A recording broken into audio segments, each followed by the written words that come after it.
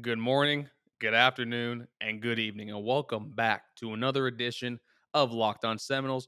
What's up, everybody? Drake here, and I may seem solo today, but we have a very special treat for you. Last year, we started the State of the FSUnion, where we bring on different FSU personalities, members of the beat, former players, to come on and give their thoughts of how the season went and where they feel their program is moving forward as a whole.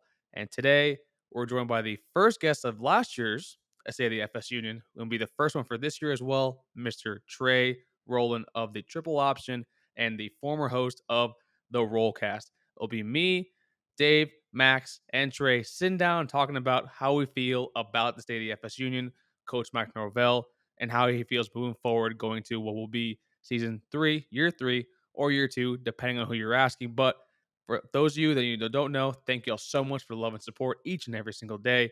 Thank you for making Locked On Seminoles your first listen each and every day. And as always, go Noles. And you know what? Let's head on right to the interview, part 1 of the State of the FSUnion with Mr. Trey Rowland.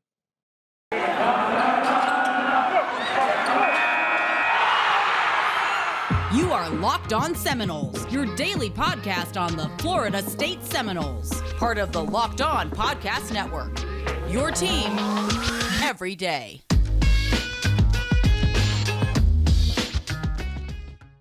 Ladies and gentlemen, welcome to Locked On Seminoles, but a very special edition. And actually, I haven't said special edition in a while. I've gotten good at varying my lexicon. So today really is special. We are joined by the man, the stash, the legend, although it's negative 20 in Iowa, so he's had to grow the full beard and to come around the Burt Reynolds stash. It's Mr. Trey Rowland of Rollcast fame, now with Tomahawk Nation, doing X's and Noles, film breakdowns that y'all should watch every week. Learn a thing or two about football from two guys that know a lot about football, and Trey Rowland. So, Trey, we are so happy to have you on the show, man. Thank you for joining us. How you been? How's Iowa? How's doing the good? frigid north? I'm doing okay. It's a bit chilly. The beard helps, but no, I'm doing great, guys. It's great to be back. You guys are flourishing. Obviously, the returns from your show is good. I can see Drake's very large Baby Yoda pillow. That just screams money.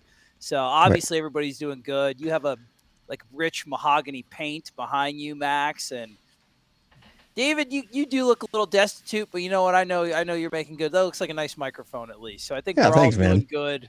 Going into 2022, feeling like $1 million. I'm glad to be back with you guys. You do a top-notch program.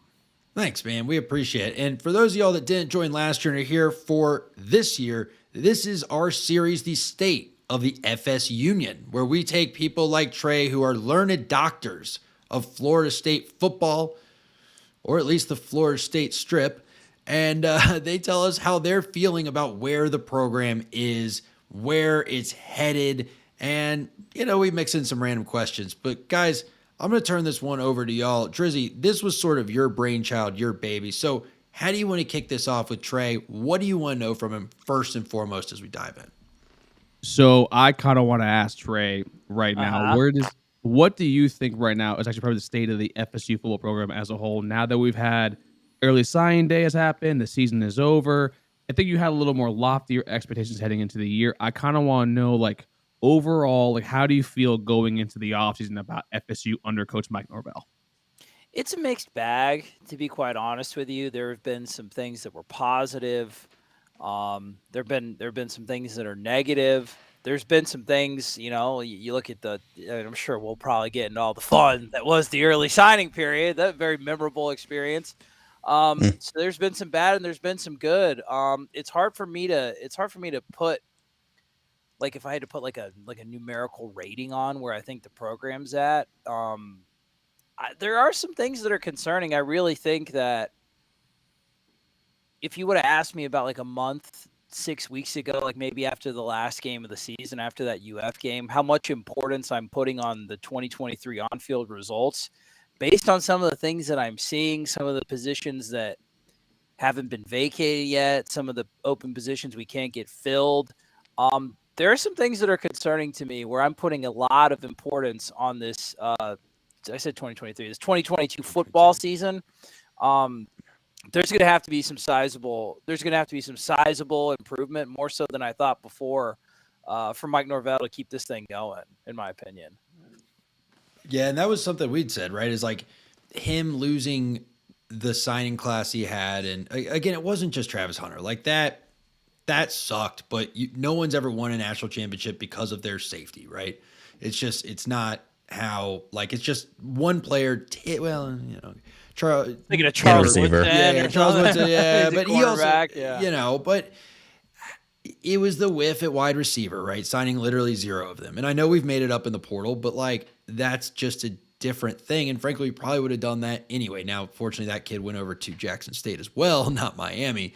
Right. But it was the lack of addressing linebackers, the, in my opinion, uninspired promotion of, Randy Shannon. And it's like, I kind of felt like, okay, that's just going to solidify the linebacker spot, and he gets none of them. So it's a lot of stuff within that signing day that I think maybe doesn't make me pessimistic about the program, but does make me say, okay, well, you're not showing me on the trail now. Now I got to see it on the field, and hopefully that will bring the trail.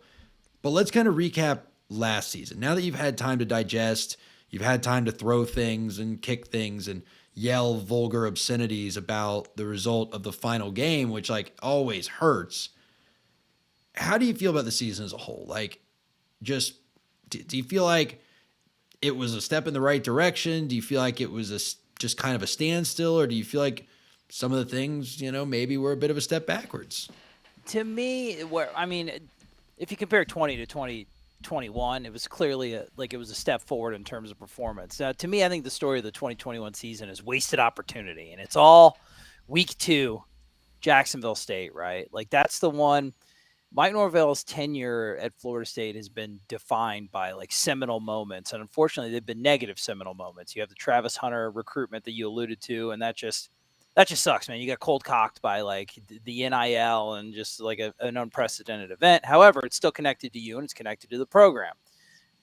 Jacksonville State thing. That's another seminal negative thing that's going to be tied to Mike Norvell forever. So to me, there were multiple tangible things, especially to the middle and the back half of the season, where Florida State really started to coalesce, form an identity. Jordan Travis played really, really well, particularly like the last like 4 or 5 games of the season, to where I'm positive on him being your starting quarterback next year. There's something to build around. Now, obviously, there's a caveat of keeping him healthy. And you're bringing in a lot of the pieces that should be able to help him do that. So on the field, I feel like there was more positive than negative. Obviously, people are going to remember Jacksonville State as well. They should. It's extremely embarrassing. It sucked really bad. It's maybe the worst loss in program history. You remember it forever. Yeah. But there was a lot of positive. You didn't make a bowl game because of it, right? Like, exactly. You didn't make the bowl game. Momentum kind of stopped in its tracks, as you can see. To me, the thing that's really been concerning to me is what's going on off the field right now. There doesn't seem be staff change at the moment. Now that everything's subject to change. These shows are sometimes like temporary. I could be proven wrong tomorrow, but the change, the continuity that they're saying, which I really think seems to probably be continuity due to lack of options, is really concerning for me, because the only reason that I don't think you could get better options than your underperforming wide receivers coach and some of the other things on the staff is because other coaches are kind of reading the tea leaves, and they perceive to be Mike Norvell to kind of be a dead man walking right now. Now, in my opinion, that perception is a little bit inaccurate. I think he's actually got more rope with the Florida State administration and Michael Alford, the new AD, than people think. However, you're starting to have a perception problem. Yep. So in no way do I think that Mike Norvell is a lame duck right now, but he's dealing with some of the problems that a lame duck coach would have to. Like you're having trouble. You have more money. There's being more money dedicated to these positions. You still can't fill them, right? Mm-hmm. And with the wide receiver coach, it's alarming to me, because you can go 2 routes on that. You can just hire a new wide receiver coach. Chances are they'll be better than the guy you have right now. Sorry, Ron, Florida State alum. Love you, bro. Great player. No, but okay. You could also hire a running back coach and move David Johnson wide receiver. So you actually have agreed a running back. So you actually even have more options, and you're not filling them right now. Now, is that because other coaches are like, I don't think this guy is going to be it? It sucks because he's dealing with, and then of course there's the back office. There's a general manager spot that's not been filled, and that's not due to pay. Could that be because that general manager doesn't want to work with some of the back office guys that you have right now, that for some reason you've tied yourself to after that kind of disastrous signing period? I don't know. But the more concerning thing that I'm seeing right now is not being able to fill out your staff with actually having resources that are available to it. So, as I said before, he's not a lame duck, but are these like tangential things that a lame duck would have to deal with? Is that going to actually turn him into one? Is it going to be like a self-fulfilling prophecy?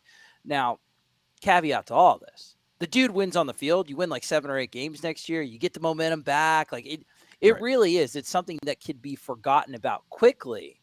It's just now I think the picture of Mike Norvell not being the guy is starting to become a little more clear. Like, I don't think Mike Norvell is in a death knell right now or anything like that. Unfortunately, his margin for error is zero. Slim. There can't be any Jacksonville States. He's made his job harder on himself. Now, things out of his control, COVID, just the shit bomb of like a mess that he was left after like Willie Taggart. There's a lot. Mike Norvell's in a tough situation. Not all 100% of his doing, but I mean, he played a pretty decently sized part in it himself. So we're in a very critical inflection point for the program, in my opinion. And there's a lot. Like, he needs to push all in on winning games this year, because if he doesn't, they may not fire him after 2022, but in my opinion, his tenure would effectively be over after another 4 or 5 win season. What's going on, guys? Drake here. Sorry to take it away from the wonderful interview with Mr. Trey Rowland, but we will be remiss here if we didn't talk about our friends over at NetSuite. This is it. The putt to win the tournament. If you sink it, the championship is yours. But on your backswing, your hat falls over your eyes. Damn it, I hate when that happens. Is this how you're running your business? Poor visibility because you're still relying on spreadsheets and outdated finance software? To see the full picture, you need to upgrade to NetSuite by Oracle. NetSuite is the #1 cloud financial system for it to power your growth. Over 28,000 businesses already use NetSuite. For the new year, NetSuite has a new financing program for those ready to upgrade at netsuite.com/locked. That's /locked, LOCKED. Head to netsuite.com/locked for a special one-of-a-kind financing offer on the #1 financial system for growing businesses. That's netsuite.com/locked. Trey, it's interesting, though, to hear you say that you think he has more rope with the administration than some people might think, because, Correct. you know, it's funny. You look across the country, we have impatient fans. You look at like Mel Tucker and Dave Aranda, and they've done some winning at those programs pretty quickly. And there have been some good things that have happened at Florida State. We had a big win over UNC. We beat the hell out of Miami. But like you said, there have been a lot of issues. So I've been calling this a put up or shut up year for Mike Norvell. Is it not a put up or shut up year? And what exactly does that mean to you? I agree with you 100%. I think it's my put up or shut up definition is that the time of talking about potential and a lot of the organizational and a lot of the kind of, they're not soft factors because they're very important for a program. And they're the reason why like Willie Taggart's downfall happened so quickly, right?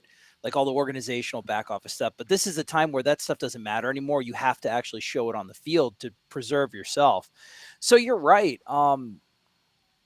You're right, Dave, as far as like, and I don't know if our fan base is any more impatient than any other one. However, perception wise to the national media, Florida State fired their last head coach after 21 games. So Florida State is perceived as a quick trigger program, when in reality, because we had such a quick trigger, we actually can't do that again. We can't afford to, like, we need this guy to work out.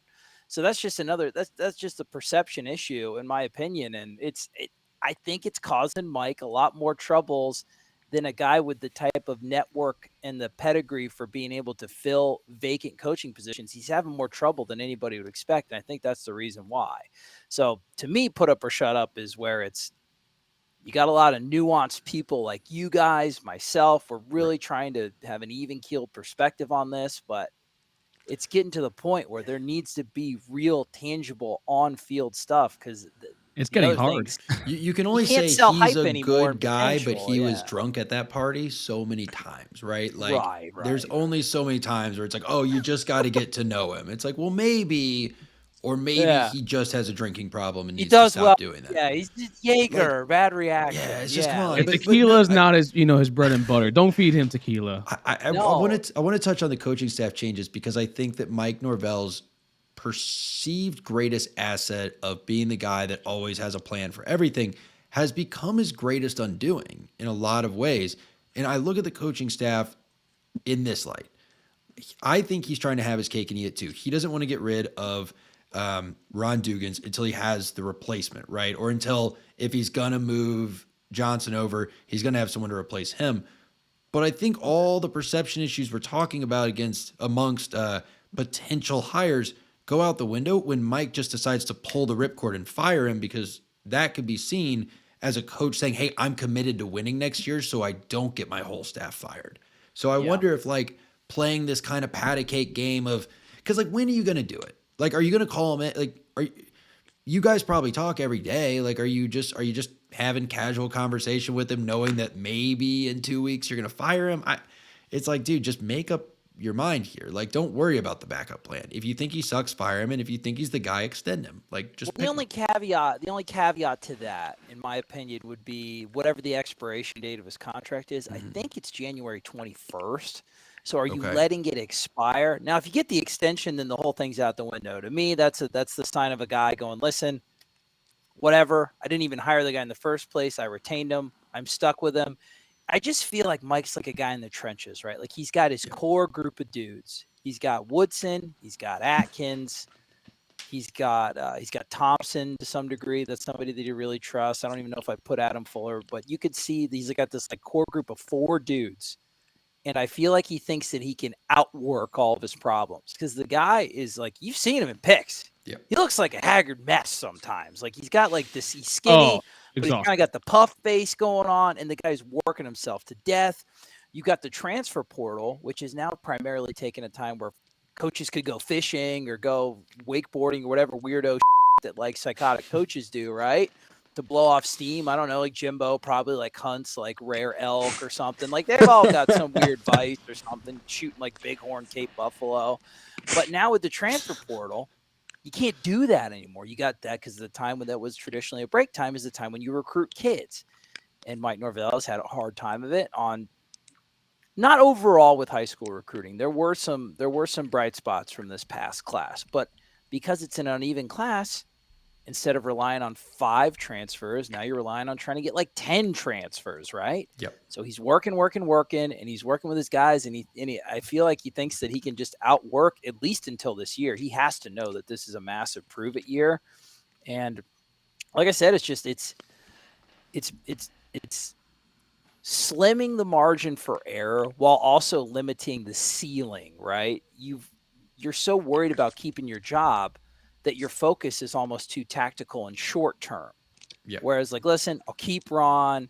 He's got a good relationship with kid A, B, C, and D, and we'll deal with it afterwards. Where in reality, if you really want the program to go the way you want it to go, you got to get this guy out. He's not doing shit anymore. So it's just, it's kind of like what you saw happen to Willie, man. Sometimes you have this plan and you go through, and then because it's such a results-oriented business, there's no way he thought he was only winning 3 and 5 games his first 2 years, where it changes. His plan might have changed. So I don't know.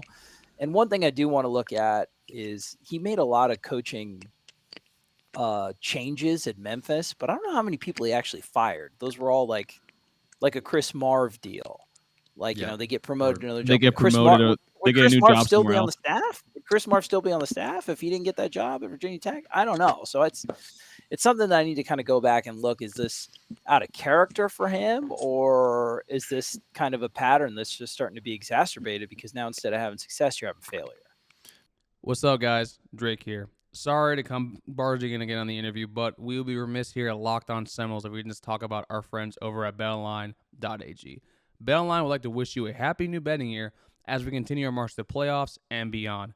BetOnline remains the #1 spot for all the best sports wagering action for 2022. This weekend, put some money on the championship games, whether it be AFC or NFC. NHL's in full swing. We got the All-Star break coming up, the NBA, so I'm going to be taking some of those odds in a dunk contest. So head on over to BetOnline today and use promo code LOCKEDON, LOCKEDON, when you sign up to get 50% welcome bonus on your first deposit. Once again, promo code LOCKEDON, LOCKEDON, BetOnline, where the game starts. And folks, Once you're done making your plays for the weekend on betonline.ag, head on over and download the Get Upside app. This is an incredible app for everyone who buys gas that they need to know about. Get Upside has been earning myself, Dave, Max, Holly, Stacy, and everyone we know cash back for every gallon of gas every time they fill up. Just download the app in the App Store or Google Play right now and use promo code SCORE, SCORE, for 25 cents per gallon or more on your first fill up. Cash back immediately. If you receive that cash either sent to your bank account, PayPal, or even an e-gift card for Amazon or other brands, just download the free Get Upside app, use the promo code SCORE, SCORE, today on your first tank, and you know what? You'll thank us later. Well, I kind of again, do want to ask about that, actually, because like with the coaching staff as a whole, I mean, I've been the one that's basically been saying, like, for Adam Fuller, he needs to show me something this entire year. And then he actually was the one position group overall. His defense was stellar for the majority of the season. So I kind of want to ask you about Adam Fuller. Has he been able to somewhat, I guess, buy himself some more time with the season he's had? Or do you simply think that he's kind of, like you're saying with, how Mike doesn't like to fire or move on from coordinators, you think simply that's just the best option that he has right now? I don't. I mean, clearly, if you watch the 2021 season, the defense wasn't the problem. Now, there were times where the defense, like at the end of Jacksonville State, that to me, and to some people, that's a fireable offense in and of itself, and it's hard for me to argue against that. But if you look at the totality of the season, Adam Fuller's defense wasn't the problem. It was uneven, and that's because you had a big two-man size gap in the middle where your linebackers were supposed to be. Now, Kalen DeLoach is somebody that actually developed and turned into a competent football player, which we haven't had at linebacker in a long time. So, but Adam Then Fuller, why do you like ask Randy Shannon to be co-DC if you have the full faith in him coming in next year? That's kind of my point. the co-DC was just that's a title and name only, like just to justify giving the guy more money as like a former head coach. Then like you're seeing a lot of that now. Pass game coordinator this, running game coordinator that, like towel bleaching coordinator. It's all semantic games to get the guy more money. And I think that Adam Fuller and Randy Shannon do work together. And if you have an old head coach on your staff, you're going to ask him for like opinion, right? It's all collaborative process anyway. So to me, that's not like Adam Fuller's not coordinating first and second down, and Randy's not calling the plays on third down. He's the linebackers coach. He's the South Florida guy, and he works well with Adam, so they'll help like game plan. But it's to me, it's not anything more than that. It's just you can have a problem with the hire kind of being, internal hire being an uninspired hire. I understand that, but as far as like the actual title, I wouldn't get too caught up in that, in my opinion. Now, is it something to where you see like the Jim Levitt, Harlan Barnett thing? I don't think that's going to happen. That was a real weird deal. That was a real weird deal when that went down. That whole thing made no sense. That was bizarre. That was so funny. It made sense because Taggart wanted Levitt off the rip and tried to make poor Harlan Barnett run a defense that he never ran or liked in his entire life. That's just a weird ass deal. But no, as far as like Adam Fuller, I'm a push on him. I've seen schematically on the triple option. I've seen some things that I like. Now he's going to have a less talented defensive front, particularly on the bookends. Interior is going to be nice. But he's going to have a more balanced defense overall. He's going to have more tools to work with. So it will be interesting to see if he's going to do a lot of the stuff that he did at Marshall and Memphis. A little bit more aggressive on the blitz scheme. He was a big fan of kind of I don't want to say like trickery, but maybe just like subterfuge in the backfield, coming out and presenting one coverage to a defense and then kind of doing post snap, doing something else. More confusing stuff. It was all a lot of vanilla coverages and fronts, mostly from this year, because that's all that our guys could really understand. I'll be interested to see if this defense looks more like what he was known for. And a short career as a DC, but as far as his record of improvement, if you're looking at S&P Plus at what he did at Marshall and Memphis, like he had I liked his track record coming in. I mean, you look at last year to this year, and they improved immensely.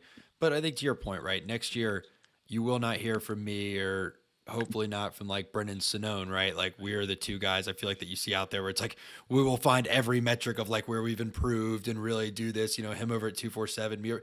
And you guys are numbers guys, man. We are, but agreeing with the group here, like next year, I really don't care. If he wins 5 games, I'm unfortunately not going to be able to sit there and do that exercise of like, well, maybe you won't have to. Maybe, yeah, you won't have to because his tenure is effectively going to be over. Like I said, I'm more of a I'm not just I'm usually not like a hard wins guy, and I'm not. Like, let's say he wins 6, but like you get one over Clemson and you got jobbed out a couple of the Yeah. games. To me, there's not like a win total in my mind that he needs to win however many games that he can sell to the fan base, recruits, and other coaches that he's going to be here for a while. So if that's 6, get 6. If you need 7 to sell that, get 7. If you're really in a bind and your perception's really garbage and you need 8, you got to win 8. He's got to win whatever it's Yeah. going to take for him to win to sell a story. And folks, that is all the time that we have for today for the State of the FSUnion. This was part 1 of our 2-part interview with Mr. Trey Rowland. Trey will come on tomorrow on Friday to discuss everything else. We discuss a little more personal stuff. We discuss how it feels about the quarterback room, the transfers as a whole. We get a little more fun, and also we kind of ask which FSU players that he actually probably could take in a wrestling match. But folks, thank you all so much for your love and support. We get to do this each and every single day because of you, the listener, you guys supporting us.